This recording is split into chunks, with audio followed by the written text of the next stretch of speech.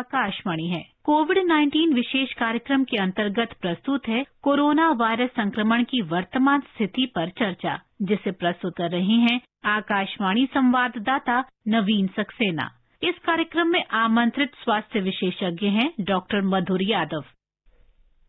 नमस्कार। कार्यक्रम में आप सबका बहुत बहुत स्वागत है। कोरोना जागरूकता श्रृंखला के अंतर्गत हम रोजाना आपके सामने लेकर आते हैं कोरोना संक्रमण के लक्षण और बचाव के उपायों पर चर्चा और इससे संबंधित सवाल। अगर आप सवाल पूछना चाहते हैं तो हमारी फोन लाइन है 0112331444। आप फोन कर सकते हैं, हमसे जुड़ सकते हैं। जहां तक कोरोना की बात है तो भारत में कोरोना संक्रमण की दर अब उतार पर है। ठीक होने वालों की दर जो है वो ऊंची है और दूसरे देशों की तुलना में मृत्यु दर भी काफी कम है। इससे कई लोग ये मान बैठे हैं कि कोरोना का प्रभाव जो है वो अब खत्म हो रहा है, जबकि हकीकत ये है कि मौसम बदल रहा है, दिल्ली जैसे शहरों में प्रदूषण बढ़ रहा है, तब इससे विषाणु के संक्रमण का खतरा और अधिक हो जाता है। त्योहारों का सीजन है, लोग जगह जगह इकट्ठे होंगे, उत्सव मनाएंगे और अगर सावधानी नहीं बरती जाए तो संक्रमण के उतार को बरकरार रखना मुश्किल साबित होगा। आज सभी सवालों का जवाब देने के लिए हमारे साथ मौजूद हैं डॉक्टर मधुर यादव। डॉक्टर यादव, कार्यक्रम में आपका स्वागत है। धन्यवाद। डॉक्टर साहब नमस्कार। नमस्कार।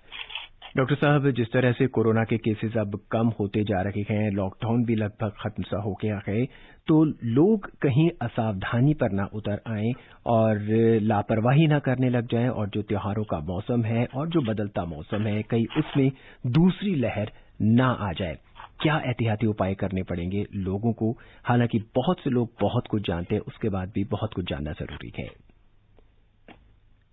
डॉक्टर देखिए, ऐसा है नवीन जी की लॉकडाउन खत्म हो गया जी, लेकिन वायरस तो खत्म नहीं हुआ ना जी, तो वैसे का वैसे ही है जी। हम लोग को वो सारी सावधानियां जो हम लोग पिछले 22 मार्च से करते आ रहे थे, हालांकि बहुत उबाऊ हो गई हैं, पर ये करना जरूरी है जब तक कि हमारे पास एक निश्चित वैक्सीन या उसका ट्रीटमेंट नहीं आता है जी। तो मैं सबसे यही रिक्वेस्ट करना चाहूंगा कि आप अपने एहतियात अपने तरीके से कम ना करें। जैसे कहते हैं कि guard should not be put off जी, और हमें अपनी तरफ से सारा एहतियात बरतना चाहिए। सोशल डिस्टेंसिंग हो गया जी, और मास्क हो गया, रेस्पिरेटरी एटिकेट्स हो गया, बार बार हाथ धोने की बात आ गई जी। और जहां तक हो सके वहां तक बहुत कंपल्सन ना हो तो अभी भी भीड़ भाड़ वाले इलाके को से जाने से बचना चाहिए जी। डॉक्टर साहब, मौसम बदल रहा है, आम जुकाम जो है वो एक आम बीमारी की तरह होता है। ऐसे में कोरोना वायरस का कैसे पता चलेगा कि मुझे आम जुकाम है वो कोरोना वायरस नहीं है? देखिए, ऐसा है कि जो फ्लू होता है, जिसको हम कहते हैं कि फ्लू हो गया हम लोगों को जी, मौसमी बुखार हो गया, उसमें बुखार आ सकता है, सर्दी भी लग सकती है, कफ हो सकता है, सांस फूल सकती है, लेकिन होता क्या है कि ये शॉर्ट लिव्ड होता है जी। और जबकि जो कोरोना वाला जो होता है ये ज्यादा लंबा होता है। और सबसे बड़ी बात क्या होती है, इसमें लॉस ऑफ टेस्ट, आदमी का मुंह का स्वाद बदल सकता है, आदमी की सूंघने की शक्ति का भी थोड़ा सा फर्क पड़ सकता है। और सबसे बड़ी बात क्या है कि जो फ्लू होता है ये कॉन्टेजियस होता है, लेकिन जो कोविड-19 होता है ये बहुत ज्यादा रैपिडली फैलता है, एक से लेकर दूसरे में मसल पेन्स वगैरह बहुत ज्यादा होते हैं। तो इस वजह से हम कह सकते हैं कि जी अचानक सांस फूल जाना, ये सब चीजें होती हैं जो कोविड-19 की तरह सस्पेक्ट करती हैं। और जो नॉर्मल फ्लू होता है, नाक बंद हो गया, इधर उधर दर्द हो गया, गला खराब हो गया और बहुत ज्यादा थकान हो गई, ये सब फीवर में जाता है फ्लू के जी। डॉक्टर साहब, कोरोना संक्रमण से अब लोग ठीक होकर काफी जो दर है वो बढ़ चुकी है, लेकिन उसके बावजूद भी लोग दूसरी बीमारियों से घिर सकते हैं या घिरने की आशंका रहती है। कोरोना का जो संक्रमण है वो शरीर के कई अंगों पर जो है इसका असर दिखाता है, इसलिए कोविड से उबरने के बाद लोगों को क्या सावधानियां बरतनी चाहिए? देखिए, ऐसा है कि ये कहना कि हमको एक बार कोविड हो गया दोबारा नहीं होगा, अभी भ्रांति है। हालांकि इन्फेक्शन दोबारा नहीं हुआ है, लेकिन कोविड से उबरने के बाद भी हम सब लोगों को वही प्रिकॉशन लेनी चाहिए जो हम लोग कोविड होने से पहले लेते हैं, क्योंकि हमको अभी ये नहीं मालूम है कि जो हमारे शरीर में जो प्रतिरोधक एंटीबॉडीज बनी थी वो कब तक लास्ट करेगी जी। और हम लोग कोशिश करनी चाहिए कि हम लोग उसी एहतियात से रहें जो हम लोग पहले से रहते चले आ रहे हैं। जी डॉक्टर, खान पान में कोई विशेष सावधानियां बरतनी चाहिए या किस तरह का खान पान लेना चाहिए ताकि कोविड के बाद उबर चुके हैं और दोबारा ना हो? देखिए, खान पान का कोई खास ऐसा विशेष बात नहीं है। हाँ, ये है कि आप जो भी अगर यदि आपको पहले से शुगर रही है, ब्लड प्रेशर रहा है और ये सब बीमारियां रही हैं, हार्ट की या किडनी की डिजीज रही है, तो आप जो भी कुछ आप पहले सावधानियां बरत रहे थे वही आप अब बरतेंगे। हाँ, ये है कि जिन लोगों को बीमारी नहीं थी वो चाहें तो चूंकि थोड़ी कमजोरी हो जाती है इन्फेक्शन के बाद, तो अगर वो चाहें तो थोड़ा प्रोटीन की मात्रा अपने खाना में इंक्रीज कर सकते हैं, नहीं तो उसकी कोई जरूरत नहीं है। जो आप नॉर्मल डाइट ले रहे हैं आप उसी को कंटिन्यू रखें। जी डॉक्टर, एक बहुत ही आम सवाल है जो जनता के मन में है कि वैक्सीन जो है वो कब तक आएगा, वैक्सीन किस को मिलेगा, और एक जो सवाल है वो ये आता है कि क्या वैक्सीन लाइफ टाइम में एक बार लेना पड़ेगा या बार बार उसको लेना होगा? देखिए, ऐसा है कि वैक्सीन पर तो आजकल काफी बातें चल रही हैं, चर्चाएं चल रही हैं जी। अब वैक्सीन आने में अभी थोड़ा समय लगेगा। कहते ये हैं कि अगले साल शुरू हो जाएगा फर्स्ट हाफ में, फरवरी तक। और अगर वैक्सीन आ भी जाती है तो वैक्सीन पहले बाहर से इंडिया में आएगी, अभी तो ट्रायल्स चल रही है, इंडिया में आएगी। इसके बाद हम लोग, भारत सरकार ने ये एक प्लान बनाया है किस को लगेगी जी। सबसे पहले उनको लगेगी जो कि फ्रंटलाइन वर्कर्स हैं, जो आपके डॉक्टर्स हैं, पैरामेडिक्स हैं, उनको लगेगी। उसके बाद जो और आते हैं, पुलिस फोर्स हो गई और बाकी लोग जो बहुत क्लोज कॉन्टेक्ट होते हैं, इनको लगेगी। सीनियर सिटीजन को लगेगी, जिनको मल्टीपल सेक्टर्स है उनको लगेगी। तो ये सारा प्लान मिनिस्ट्री बना रही है और ये कोशिश कर रही है कि हर एक भारतीय को ये वैक्सीन जरूर लगे। हाँ, वैक्सीन की 2 डोजेज लगनी है, अभी तक जितनी आया है उसमें 2 डोजेज लगनी है। और वो जब एक डोज लग जाएगी उसके फिर सेकेंड डोज की बात आएगी। इसलिए अभी तो हम लोग तब तक के लिए अपने आप को उससे हम लोगों को सुरक्षित करना है और जो भी हमने बताया है पहले, सोशल डिस्टेंसिंग, मास्क पहनना, ग्लव्स पहनना और वो सब चीजें मेंटेन रहेंगी। डॉक्टर मधुर यादव, हम अपनी चर्चा को आगे जारी रखेंगे। इस बीच इस कार्यक्रम में हमसे हमारे पहले श्रोता जुड़ रहे हैं जी। उत्तर प्रदेश के बड़ौद से महेश शर्मा हमसे जुड़ रहे हैं अपने सवालों के साथ। महेश जी, कार्यक्रम में आपका स्वागत है। नमस्कार जी। जी, हमारे बुजुर्ग जो हैं मानसिक परेशानी में है जी, कब तक ये निकल पाएंगे इस परेशानी से? डॉक्टर यादव, मानसिक अवसाद जो है एक बहुत बड़ी परेशानी का सबब परेशानी बन चुका है कोरोना काल के अंदर। हालांकि कोरोना जिनको नहीं भी है वो भी मानसिक अवसाद का शिकार हो रहे हैं और ये सवाल भी यही है कि इस मानसिक परेशानी से कैसे बाहर निकला जाए। देखिए, इसलिए ऐसा है कि इस कोरोना काल ने वो सब कुछ दिखा दिया जो अब तक छुपा हुआ था जी। जिन लोगों में ये सारे डिसऑर्डर थे, लेकिन चूंकि सब कुछ ठीक चल रहा था, लोग आइसोलेटेड नहीं थे, तो सब कुछ ढका चल रहा था। अब ऐसा हुआ कि चूंकि लॉकडाउन हो गया, जो लोग घरों में कैद हो गए और सबसे बड़ी बात क्या थी कि बीमारी का डर, जिसकी वजह से लोगों में डिप्रेशन शुरू हुआ। एक बात पक्की है कि धीरे धीरे जैसे समय बीत रहा है, हम लोगों को बीमारी के बारे में ज्यादा मालूम चल रहा है, वैक्सीन की खोज हो गई है, तो धीरे धीरे करके ये डर दूर होगा और हम आशा करते हैं कि हमारे बुजुर्ग और हमारे और लोग जो कि अब शायद डिप्रेशन में चले गए थे वो धीरे धीरे बाहर होंगे। और इसमें सबसे इम्पोर्टेंट रोल फैमिली का आता है, खुद उन लोगों का आता है जो उन लोगों के साथ एसोसिएटेड होते हैं, और समाज का आता है कि ऐसे लोगों से बात करें, उनको बाहर निकालें, रेगुलर उनसे को इंटरेक्ट करें, तब जाके वो धीरे धीरे खुद ही बाहर निकलेंगे और उनको बताएं बीमारी के बारे में कि ऐसे से है, सब ठीक हो जाएगा, कोई चिंता वाली बात नहीं। डॉक्टर साहब, इस दौरान जो मानसिक अवसाद से पीड़ित रोगी हो चुके हैं, क्या उन्हें भी डॉक्टर्स को दिखाने की जरूरत पड़ेगी? देखिए, ऐसा है कि डिपेंड ये करता है कि वो कितना इन्वॉल्व हैं, या कि उस अवसाद के कारण उनकी डेली एक्टिविटीज में कुछ रुकावट आ रही, तो हाँ को दिखाने की जरूरत है। नहीं तो घर वाले अगर रेगुलर इंटरेक्शन करेंगे, रेगुलर बात करेंगे, और सबसे बड़ी बात क्या है, यदि छोटे बच्चे घर में वो इंटरेक्ट करेंगे तो जो हमारे एल्डर्स हैं वो इस बीमारी से जल्दी बाहर निकल। यानी कि हमारे जो बुजुर्ग हैं उनसे बात करना इस दौरान बहुत जरूरी है। उनको कोविड के बारे में बताना और उससे बचाव के उपाय बताना बहुत जरूरी है, ताकि वो मानसिक अवसाद से उबर पाए। इस बीच हमीरपुर से विनोद कुमार अपने सवाल के साथ हमसे जुड़ रखे हैं। विनोद जी, कार्यक्रम में आपका स्वागत है। नमस्कार सर जी, मैं राठ हमीरपुर उत्तर प्रदेश से विनोद कुशवाहा बोल रहा हूँ। जी कहिए। मेरा सवाल था सर जी, हमारे बुजुर्ग दादाजी हैं जी, उनकी मतलब खांसी जुकाम होता है, इलाज भी होता चलता है, लेकिन वो सही नहीं हो रहा है, तो मतलब कोरोना का चेकअप करवाना पड़ेगा क्या? डॉक्टर साहब, इनके दादाजी हैं, ये कह रहे हैं कि बुजुर्ग हैं, खांसी जुकाम है, लेकिन वो ठीक भी हो जाते हैं और कभी ठीक नहीं भी हो रहे हैं। इस दौरान क्या उनको कोरोना हो सकता है?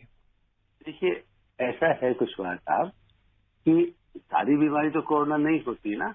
ये तो इनको ये बीमारी तो इनको पहले भी होती रहती होगी, तो इनके लिए चूंकि बुजुर्ग हैं, पुरानी खांसी भी हो सकती है, वो उबर आती है जब मौसम चेंज होता है। तो ऐसे नहीं होता कि कोरोना जो है वो लगातार चलेगा तो महीनों चलता रहेगा। वो तो होता है, ठीक हो जाता है, होता है, और जब होता है उस समय उसके कुछ लक्षण होते हैं, तो ये जरूरी नहीं उनको कोरोना हो। फिर भी यदि आपको सके तो आप टेस्ट करा सकते हैं, लेकिन उनको कोरोना नहीं है। उनको एक अच्छे डॉक्टर को दिखा के उनको एंटीबायोटिक्स वगैरह दवा वगैरह दिलवा दीजिए, उनकी जो बीमारी हो ठीक हो जाएगी। डॉक्टर साहब, किसी व्यक्ति में अगर खांसी, जुकाम या इस तरह के लक्षण होते हैं तो उसे कितने दिनों के बाद कोरोना का टेस्ट करवाना चाहिए? देखिए, कहते ये हैं नवीन साहब कि अगर किसी पेशेंट ने आज एक्वायर किया है तो 2 से लेके 5 दिन के अंदर अंदर वो उसको करवाना चाहिए। इतना टाइम लगता है वायरस को। उसके बाद यदि आप 7, 8, 10 दिन बाद कराते हैं तो इतने तो वायरस भी घट लेता है। तो जब हो जाए, कांटेक्ट में आ जाए, हिस्ट्री हो, तब 2 to 5 डेज के बाद यूजली कराते हैं। यानी कम से कम 2 दिन आपको देखना है और 2 से 5 दिन के भीतर आपको कोरोना का टेस्ट कराना है अगर आपको इसके लक्षण लग रहे हैं। इस बीच कोलकाता से शिव कुमार गुप्ता जी अपने सवाल के साथ कार्यक्रम में हमसे जुड़े हुए हैं। शिव कुमार जी, कार्यक्रम में आपका स्वागत है। नमस्कार सर, मैं पूछना चाहता हूँ कि बच्चे को नेबुलाइजर देना पड़ता है और ठंडा का सीजन आ रहा है जी, तो और क्या प्रिकॉशन लेने से, मतलब सावधानी बरतने से? जी, जैसे बच्चे को तो घर से निकालते नहीं, लेकिन फिर भी वैक्सीन आता है जी, या कुछ भी ऐसा है कि ले जाना पड़ता है? तो जी, ये पूछना चाहते हैं कि बच्चों में किस तरह के एहतियाती उपाय बरतने चाहिए, हालांकि मौसम बदल रहा है उसको लेकर, ताकि उसको कोरोना से संक्रमण ना हो। देखिए, अगर बच्चा है तो बच्चे के साथ सारी प्रिकॉशन होती है जो आप बरतते हैं। उनको आप ठंड से बचाते हैं, उनको आप ढक के रखते हैं, उनके कान ढक के रखते हैं, और बेवजह उनका एक्सपोजर नहीं करना चाहिए कि वो कहीं जा रहे हैं, बाहर जा रहे हैं, घूमने जा रहे हैं, ऐसे जा रहे हैं, ये सब नहीं करना चाहिए। बाकी बच्चों के लिए कोई खास नहीं है, बस ये है कि उनको आप इससे उन्हें कोई ठंडी चीज ना पीने को दें। इस चेंजिंग मौसम में उनको कोल्ड ड्रिंक और आइसक्रीम वगैरह ना खिलाएं। बाकी ऐसी कोई ऐसी बात नहीं। डॉक्टर साहब, बहुत एक बेसिक सा सवाल है, अगर घर पर कोई कोरोना से पीड़ित है तो क्या किया जाना चाहिए? नवीन जी, बहुत अच्छा आपने प्रश्न पूछा जी। घर में यदि कोई हमारे कोरोना से पीड़ित है, हमारे पास एक कमरा है, हम वो कमरा उनको दे सकते हैं। उनसे कह सकते हैं आप इस कमरे में रहिए। एक व्यक्ति उनकी जिम्मेदारी ले लेता है, वो दस्ताने पहन के, कपड़े पहन के उनको और दस्ताने वगैरह पहन के, मास्क वगैरह पहन के उनको जाएगा और उनको खाना दे के आएगा, खाना रख के आएगा। वो अपने बर्तन धो देंगे, बर्तन वापस करेंगे, और जो भी अंदर वो कहीं छुएंगे, कहीं बाथरूम वगैरह वो साफ कर देंगे। और इस तरह कोशिश करेंगे कि वो हवादार कमरे में रहें और आराम से सारा काम करते रहें। घर का वही एक आदमी उनसे जाके दिन में 1-2 बार 3 बार बात भी करेगा, उनकी क्वेश्चन पूछेगा और वापस आ जाएगा जी। वो ठीक हो। हाँ, हम ये कोशिश करेंगे कि कोई छोटा बच्चा उनसे जाके ना मिले। छोटा बच्चा जो होगा उनसे मिलेगा, उनसे वो इन्फेक्शन तो ले आएगा, बच्चों में कुछ नहीं होगा, लेकिन वो छोटा बच्चा किसी भी बड़े आदमी को इन्फेक्शन दे सकता है जी। इसलिए कोशिश करेंगे छोटा बच्चा उनसे ना मिले, वो अकेले कमरे में रहें और धीरे धीरे जो भी डॉक्टर दवा बताता है उनको देगा और धीरे सब ठीक हो जाता। हाँ, किसी भी लेवल पे यदि उनकी सांस फूलती है, कोई और परेशानी होती है, ऑक्सीजन सैचुरेशन की मशीन आप पास आप देखते हो कि वो ड्रॉप हो रहा है, आप डॉक्टर को बताएंगे और फिर जो भी उनका यथोचित उपचार होगा वो किया जाएगा। उत्तर प्रदेश के जौनपुर से राजधर मिश्रा इस कार्यक्रम में हमसे जुड़ रहे हैं। राजधर जी, कार्यक्रम में आपका स्वागत है। हाँ, नमस्कार सर। नमस्कार, कहिए क्या सवाल है आपका? सर, मेरा सवाल है कि आदमी जो कोरोना से ठीक होकर घर पे आ रहा है जी, सर इसके शरीर के अंदर कितने दिन एंटीबायोटिक मतलब जो सही रहता है जी? असल में दूसरा सवाल ये है जी कि सर अभी सर्दी आने वाली है तो कुछ लोग सर बता रहे हैं कि सर्दी में कोरोना का स्पीड और बढ़ेगा जी, सर ऐसा तो सही है क्या? जी डॉक्टर साहब, इनके दो सवाल हैं। पहला सवाल यह है कि कोरोना संक्रमण की चपेट में आने के बाद व्यक्ति ठीक हो गया है, उसके शरीर में एंटीबॉडीज डेवलप हो चुके हैं, ये कब तक रहते हैं और क्या इसके बाद भी उसे कोविड से संक्रमण हो सकता है?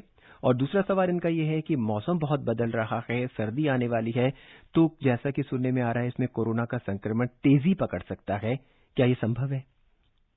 इनके पहले प्रश्न का उत्तर है कि एक बार कोरोना हो जाने के बाद जो इम्यूनिटी होती है वो पेशेंट को आ जाती है जी। अभी भी ट्रायल चल रहा है कि वो इम्यूनिटी कितने दिन लास्ट करती है जी। ऐसे तो लास्ट करती अभी नहीं कह सकते।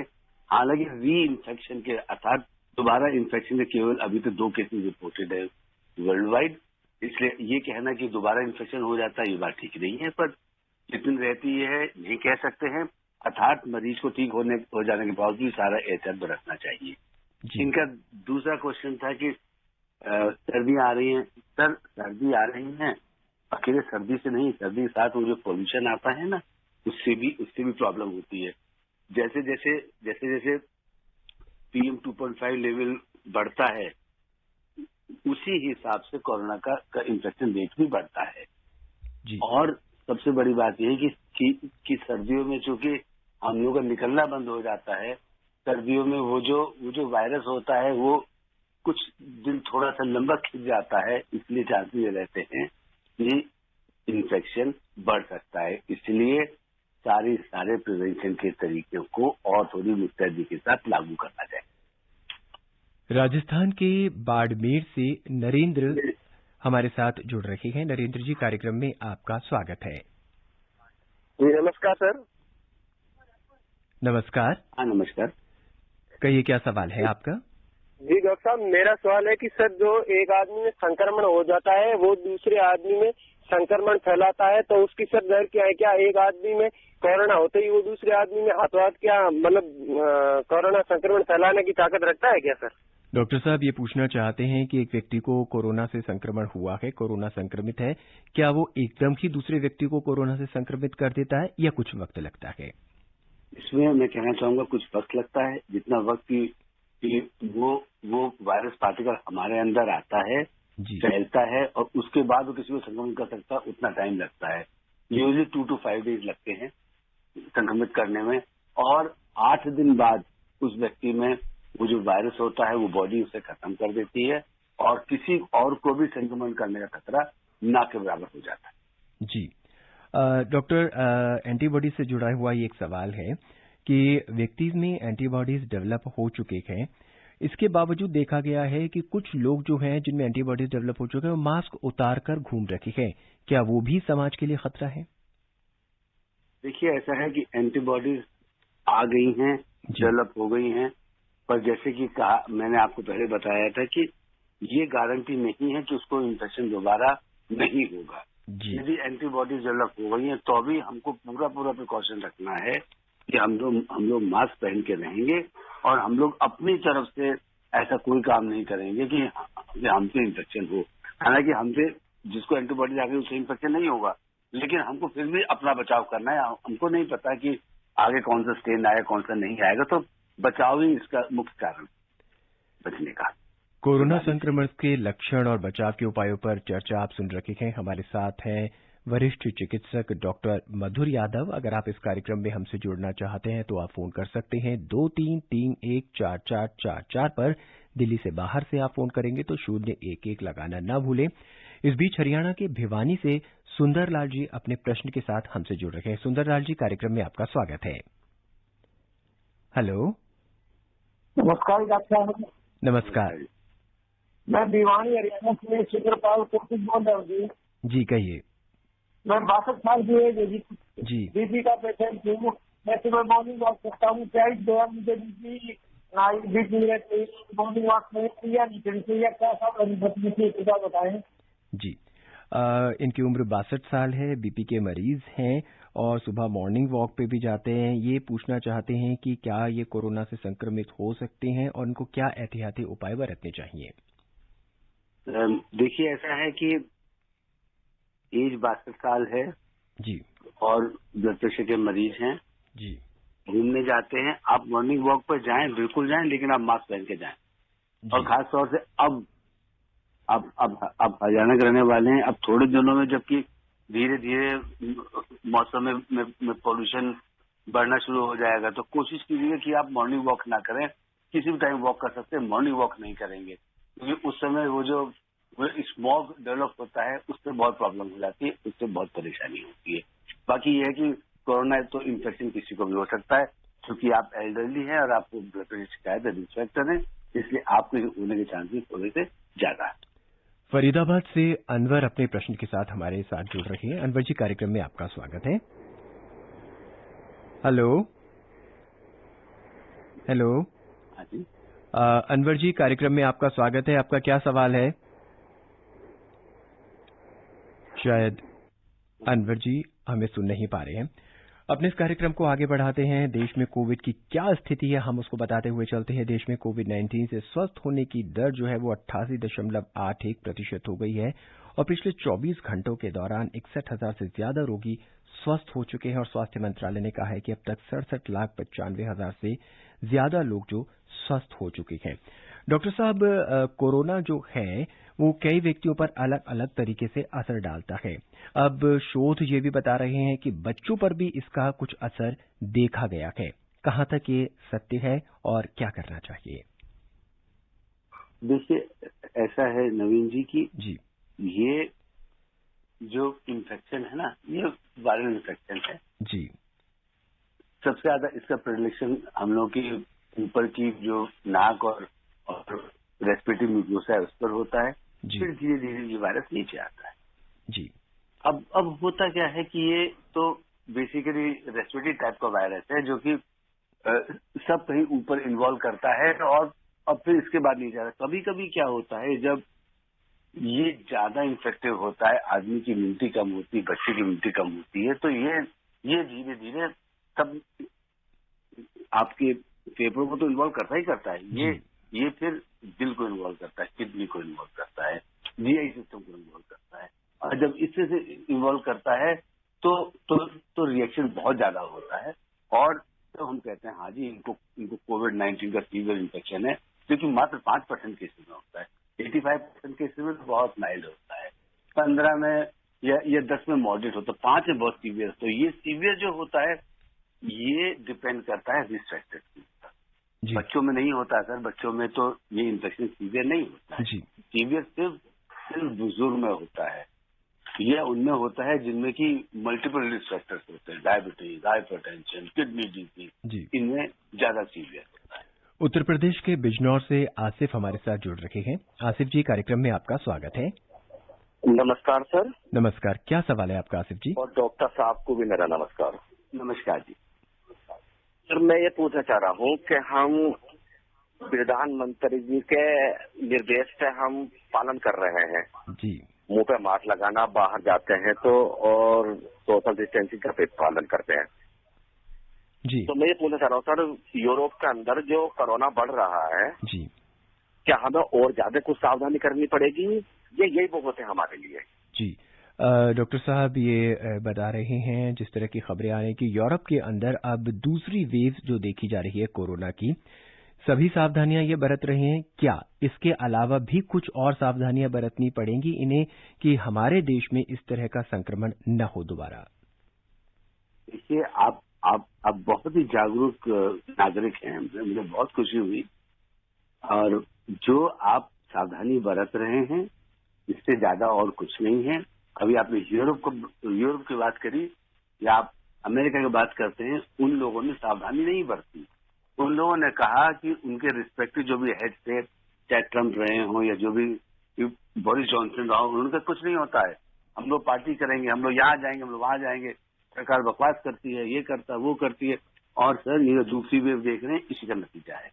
दूसरा वेव आने में या कोई भी वेव या किसी का भी, आप किसी जलसे में जाते हैं, लोग कहते हैं भाई छोटी गैदरिंग में मत जाओ, किसी जलसे में जाते हो आप, उसका असर आने में भी 2 हफ्ते लगते हैं। तो ये जो दूसरी वेव आई थी ना, ये उनके बद इंतजामी से आई। वो लोग केयरलेस हो गए थे।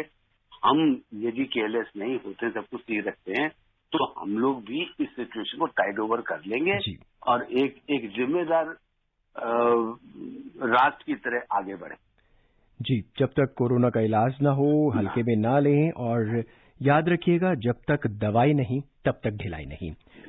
डॉक्टर साहब, कोरोना से बचने के बहुत सारे उपाय हैं। क्या ऐसी भी कोई हमें किट, एलोपैथिक, होम्योपैथिक या आयुर्वेदिक कोई किट है जो हमारे पास होनी चाहिए ताकि कोरोना हमें आए ही ना? ऐसा भी है संभव क्या? नवीन जी, ये तो आपने बहुत ही इंटरेस्टिंग सवाल पूछ लिया मुझसे जी। वैसे भी ऐसी तो कोई किट नहीं है कि नहीं आए। इन्फेक्शन है, किसी को भी आ सकता है, कभी भी हो सकता है।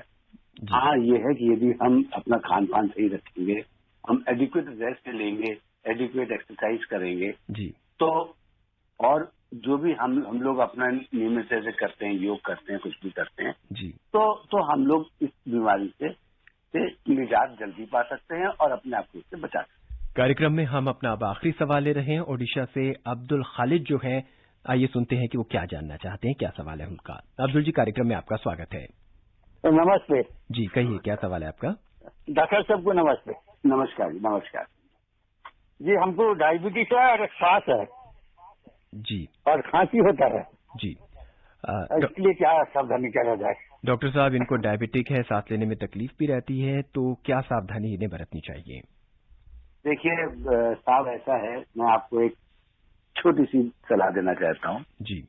आप अपनी डायबिटीज कंट्रोल रखें, अपना ब्लड प्रेशर कंट्रोल रखें, और जब भी आपको ये, अगर आपको हर सीजन चेंज होने में सांस की परेशानी होती है, आपने डॉक्टर से मिले और उनको बताएं कि ऐसे म्यूजिक को हर सीजन में या उसमें चेंज होता है। आप एक बार कंट्रोल हो जाएंगे तो कोरोना भी आपको कुछ नहीं कर सकता है, लेकिन आपको एहतियात बरतना पड़ेगा। आपको अपनी डायबिटीज, अपना ब्लड प्रेशर और अपनी खांसी के लिए किसी डॉक्टर को जिसको दिखा रहे हैं उनको नियमित तरीके से दिखाना पड़ेगा, और इससे ज्यादा और कहने को कुछ नहीं है। आप तो खुद ही समझदार आदमी है। आज के इस कार्यक्रम में बस इतना ही। डॉक्टर साहब, तमाम सवालों का जवाब देने के लिए और हमसे जुड़ने के लिए आपका बहुत बहुत धन्यवाद। धन्यवाद, बहुत बहुत धन्यवाद। दोस्तों, किसी भी महामारी के शुरुआती चरण में स्वास्थ्य विभाग के सामने कई मुश्किलें पैदा होती हैं। दुनिया भर के चिकित्सकों के सामने आई, मगर भारत में समय रहते पूर्णबंदी और तेजी से जांच अभियान चलाने की वजह से इसकी रफ्तार अब थमने में मदद मिली है। इतनी विशाल और सबसे अधिक ग्रामीण और दुर्गम इलाकों वाले देश में संक्रमण को रोकना एक खास चुनौती भरा काम है। इसलिए यही अपेक्षा है पूरे समाज से, पूरे देश से, सावधानी बरतें और सावधानी बरतते रहें, क्योंकि देखिए कोरोना अभी गया नहीं, और जब तक कोरोना नहीं जाता तब तक आपको वो सभी सावधानियां बरतनी चाहिए, बरतते रहेंगे जो अब तक आप बरत रहे हैं। फिलहाल इजाजत दीजिए नवीन को। नमस्कार। कोविड-19 विशेष कार्यक्रम के अंतर्गत अभी आप सुन रहे थे कोरोना वायरस संक्रमण की वर्तमान स्थिति पर चर्चा। इसे प्रस्तुत कर रहे थे आकाशवाणी संवाददाता नवीन सक्सेना। इस कार्यक्रम में आमंत्रित स्वास्थ्य विशेषज्ञ थे डॉक्टर मधुर यादव। ये कार्यक्रम आकाशवाणी के समाचार सेवा प्रभाग द्वारा प्रस्तुत किया गया। इसे आप हमारे mobile app news on AIR पर भी सुन सकते हैं। इस कार्यक्रम के संबंध में अपनी प्रतिक्रिया आप हमें ईमेल कर सकते हैं। पता है airnsttalks@gmail.com। ये कार्यक्रम फिर से सुनने के लिए लॉग ऑन करें हमारी वेबसाइट newsonair.com।